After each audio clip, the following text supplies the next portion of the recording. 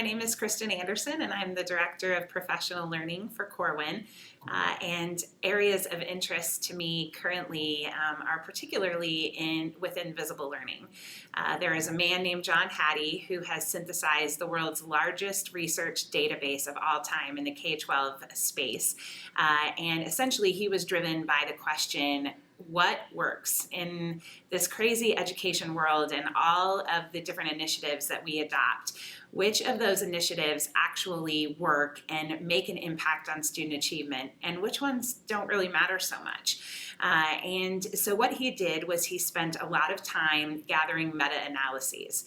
Some people collect China, John Hattie collects research. And what he assembled is now over 1,200 meta-analyses, 60,000 studies, and over 250 million students worldwide surveyed to look at the literature and really see what impact on student achievement each practice had. He took a list of 150 practices that we do as educators, like cooperative learning and giving feedback and receiving feedback, and formative assessment, student expectations, reducing class size, parental involvement, all of these different types of practices that we embrace, and which ones actually work and which ones work well, and some maybe better than others.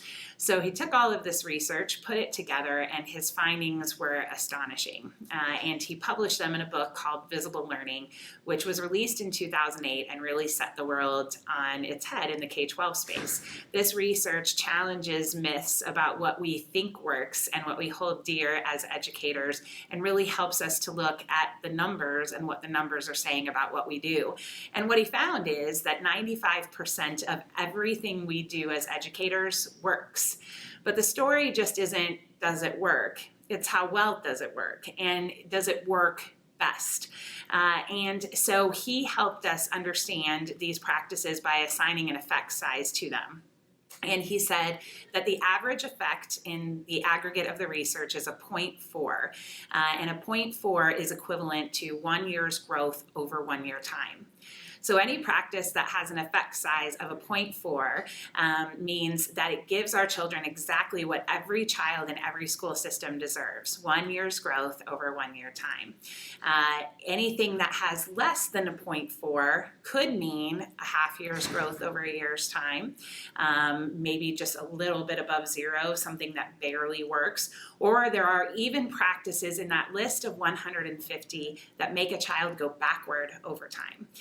And so the results are astonishing in this research. And the items that sit at the very top of the research as best educational practices actually get an educator 2 to 3 years growth over 1 year time. Those practices are feedback, 2 years growth over 1 year time. Creating assessment-capable visible learners, those students who can articulate, where am I going, how am I going, and where to next. They know their assessments so well, they know what they know, and they know what they don't know. And they know it so well that before they would sit down and take an assessment, they can tell you, this is what I'm going to get right, and this is what I'm going to get wrong, because I know what I know, and I know what I don't know. And students who are assessment-capable visible learners, it's the top #1 effect in all 150 influences studied. Those kids can get 3.5 years growth over 1 year time when teachers create that type of environment for children. There are also many practices that actually don't have quite the impact that people think that they have. These practices could include homework.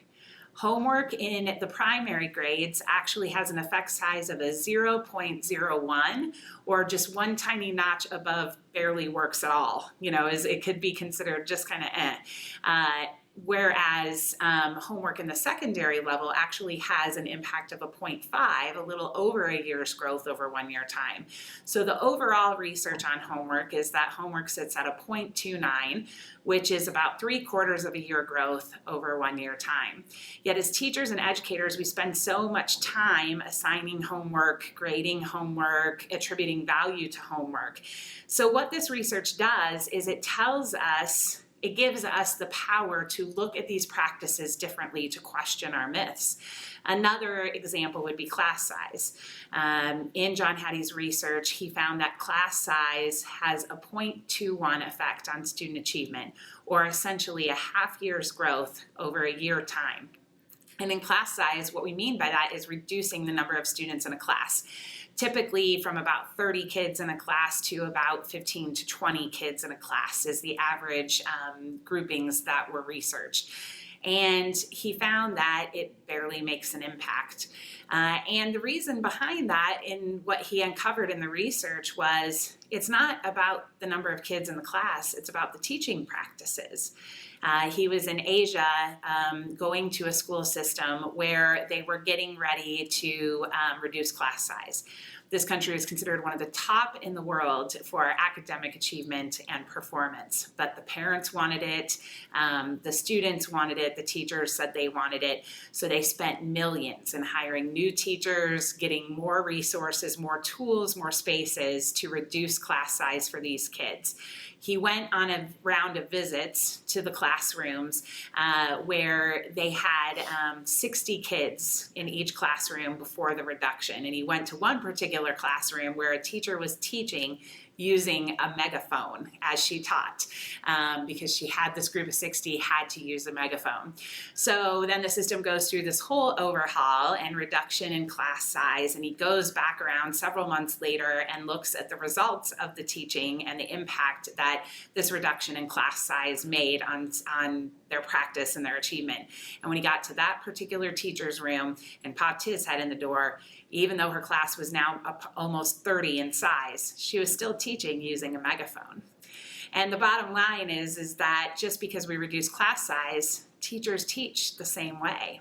And there would be a much greater impact should we actually spend that money teaching teachers to teach differently, as opposed to spending that money on spaces and more bodies. And so what this research does is it really, like I said, it empowers us to look at our practices differently and say, am I investing my time, my resources, my energy in the classroom on what works best? The good news is, of the 50 practices that actually get 0.4 or higher in the collective research for visible learning, of those 50 practices, almost every single one is within the ownership of the learner or the teacher. And what that tells us is that what happens in the home, what happens as far as how much they eat or what their poverty level is or how much they move around or whatever the case is, none of that has as great of an impact as what the power of a teacher who facilitates learning and makes learning visible to the child and gives them ownership of their learning. That has the greatest impact on student achievement. And so it's good news for us as educators. This research empowers us and lets us know that our practice on a daily basis is what moves the dial.